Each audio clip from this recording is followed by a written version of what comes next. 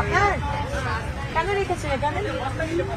আপনি বস্তা নেন, অন্য কিছু নেন, ট্রাক আনুন, কিন্তু এখানে তো রাখতে পারবেন না। এইটুকুনি রাস্তার মধ্যে সরিয়ে দিন এটাকে। এই এতগুলো কাটে নিয়ে বসেছেন কেন? কিন্তু ফুটপাথ প্রথমত তো ফুটপাথ আপনি দখল করে বসে আছেন। কিছুটা নিন, 1/3 নিন। পুরোটাই যদি ভাই নিয়ে নেন তাহলে কোথা থেকে হবে? এই কাটেন থেকে সরিয়ে দেবেন। আপনার দোকান থেকে সরিয়ে আমি বলেছিলাম যে দোকান সে দোকানেই থাকবে, কিন্তু এইটা দেওয়ার দায়িত্ব আপনার নয়। আমি বলে দিচ্ছি এইগুলো জিনিস থাকবে না কারুর। আপনার দোকান আছে, আপনি এগুলো ছড়ে দেবেন। এটা ফুটপাথ, এখানে এটা থাকবে না।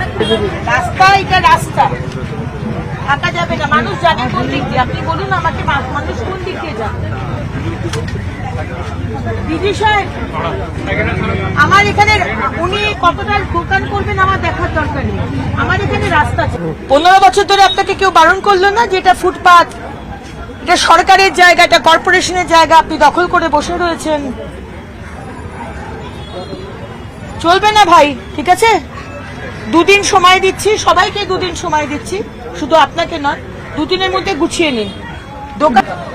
1/3 আপনি রাখবেন, 2/3 পাবলিকের জন্য দেবেন। কোন দিক দিয়ে পাবলিক হাঁটবে? এটা তো রাস্তা, রাস্তা দিয়ে পাবলিক হাঁটবে, অ্যাক্সিডেন্ট হবে, সরকারকে গালাগাল দেবে, সেটা তো হতে পারে না। আপনি ফুটপাথ দখল করে বসে আছেন। রাস্তাতে তো আমি allow ই করবো না।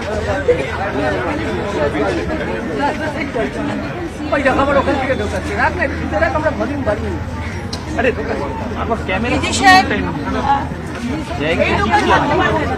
এটা রাস্তা, ওই মিটার বক্সের পাশে ট্রান্সফরমার, এটা হবে না। অন্য জায়গায় করুন, এখানে নয়। আপনার